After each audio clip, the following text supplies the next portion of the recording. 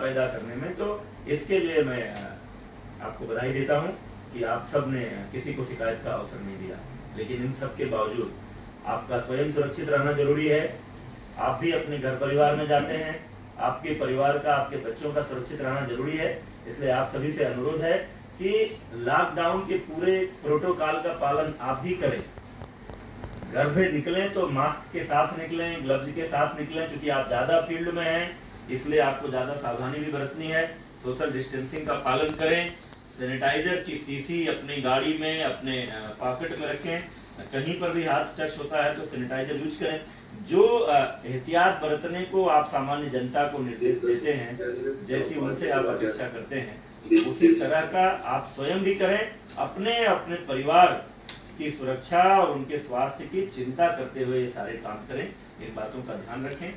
विशेष रूप से मैं यही बातें करना चाह रहा था। बाकी कुछ मुद्दों पर हमारे डीजी विजय किरण आनंद जी पदों में कार्यरत सभी जो हमारे सम्मानित शिक्षक गण हैं, उनका प्रतिनिधि मानकर मैं सबसे पहले तो ये अपेक्षा करता हूँ, ईश्वर से हमारी प्रार्थना है और मुझे उम्मीद है कि आप सभी लोग इस संकट के समय में, इस कोरोना वायरस कोविड-19 से पैदा हुई इस महामारी की परिस्थितियों में आप सभी लोग स्वस्थ होंगे, सुरक्षित होंगे, ऐसी मैं आशा करता हूँ। मैं जब से लॉकडाउन का पीरियड शुरू हुआ है, तब से मैं देख रहा हूँ टेलीविजन के माध्यम से, अखबारों के माध्यम से कि हमारे सभी जनपदों के बेसिक शिक्षा अधिकारी, हमारे खंड शिक्षा अधिकारी, हमारे अन्य अधिकारीगण और जहाँ जहाँ क्वारंटाइन सेंटर बनाए गए थे स्कूलों पर, उन स्कूलों से जुड़े हुए हमारे सभी सम्मानित शिक्षक, हमारी रसोइया, इन सब लोगों ने पिछले 24 मार्च से लगातार बहुत ही परिश्रम से अपनी परवाह किए बगैर काम किया है। लगातार जरूरतमंद लोगों को, शुरुआती दौर में तो जरूरतमंद लोगों को राशन उपलब्ध कराने में उनके मन में जो डर था, जो एक तनाव का वातावरण था, तनाव का माहौल था, उसमें जागरूकता पैदा करने में जगह जगह, गांव-गांव, स्कूलों में पोस्टर छपवाकर, अन्य माध्यमों से लोगों को ये बताने में कि इसके लक्षण क्या हैं, इससे बचने के उपाय क्या हैं, आप सभी ने बहुत अच्छी भूमिका का निर्वहन किया है।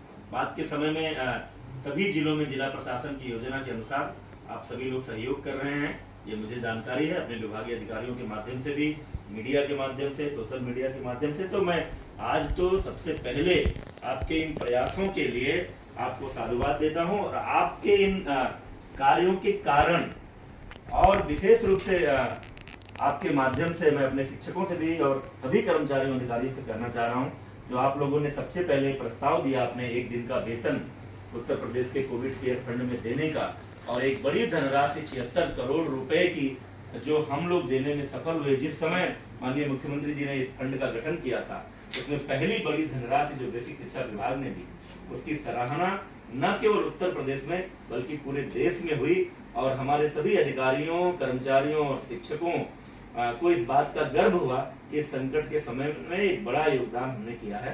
तो इन सभी चीजों के लिए आप सबकी सराहना करता हूँ, प्रशंसा करता हूँ, आपको बधाई देता हूँ। आप सभी बहुत अच्छा काम कर रहे हैं। बाद के समय में जब हम लोगों ने ये सोचा कि जो हमारे बच्चे हैं, 1 अप्रैल से जो सेशन शुरू होता, जब लॉकडाउन का दूसरा चरण आ गया, तो वो सेशन शुरू होने के कारण जो उनकी पढ़ाई में बाधा हुई, उसकी क्षतिपूर्ति की जाए। बच्चे जिस तरह से तनावग्रस्त हो रहे थे, बार बार घर में टेलीविजन पर और परिवार के सदस्यों के माध्यम से सुन करके कि ये कोरोना के कारण जो उत्पन्न हुआ तनाव था, उस तनाव की मनस्थिति से उनको बाहर भी निकालने के लिए, उनको कहीं और इंगेज करने के लिए, उनका ध्यान बटाने के लिए, और वो ध्यान सकारात्मक रूप से बटे, वो थोड़ा अध्ययन अध्यापन भी कर सकें, इसके लिए विभाग ने जो ई पाठशाला शुरू की मिशन क्रीडा के अंतर्गत, उसके सफल संचालन के लिए मुझे तो कल्पना नहीं थी, और जब मुझे कल्पना नहीं थी तो शायद उत्तर प्रदेश के किसी भी व्यक्ति को कल्पना नहीं रही होगी कि हमारे बेसिक शिक्षा के जो अधिकांश विद्यालय हैं, 90% से ऊपर जो ग्रामीण क्षेत्रों में है, जिसमें गरीब, मजदूर, किसान परिवारों के लोग पढ़ते हैं, हम सब पढ़ते थे, तो हमारी उत्तर प्रदेश के किसी विश्वविद्यालय में ऑनलाइन क्लासेज नहीं चलते थे। हम सुनते थे कि दिल्ली और दुनिया के ऐसे बड़े जगहों पर ऑनलाइन क्लासेज होती हैं।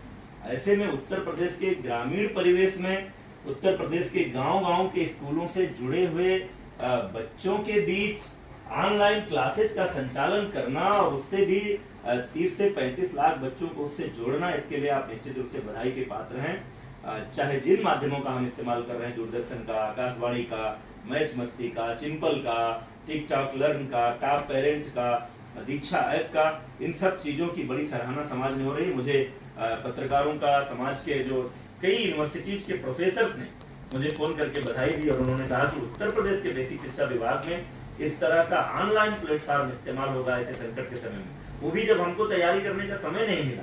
हमने उस बीच शुरू किया जब लॉकडाउन था। निश्चित रूप से अब जब हमारे सारे प्लेटफॉर्म तैयार हो गए हैं और हम यूज्ड टू हो गए हैं, तो आगे अगर इस तरह की कोई परिस्थिति सामने आए तो हम और भी कुशलता से इसको कर सकते हैं। इन सभी विषयों का संचालन आप ठीक से कर रहे हैं, इस सब के लिए आप बधाई के पात्र हैं। कुछ एक दो बातें और मैं करना चाहता हूं, उसके बाद एक एक करके जहां जरूरी होगा आपकी बातें सुनेंगे। पहली बात तो ये कि इस सब के बावजूद आप बहुत अच्छा काम कर रहे हैं, आप प्रशंसा के पात्र हैं। मुझे किसी भी हमारे अपर मुख्य सचिव, डीजी, डायरेक्टर साहब, इन सबसे भी चर्चा होती रहती है रोज। किसी भी जिलाधिकारी ने, उत्तर प्रदेश के किसी भी जिला प्रशासन ने अभी तक बेसिक शिक्षा विभाग के किसी असहयोग की कोई शिकायत नहीं की। किसी ने ये नहीं कहा कि बेसिक शिक्षा से अपेक्षित सहयोग नहीं मिल रहा है या जो हम चाह रहे हैं। आप सब ने जिला प्रशासन के साथ कदम ताल करते हुए उनको पूरा सहयोग किया है, जनता के कष्ट को दूर करने में, जागरूकता फैलाने में, सामुदायिक रसोई चलाने में, घर घर तक अपने नेटवर्क के माध्यम से राशन पहुंचाने में जागरूकता पैदा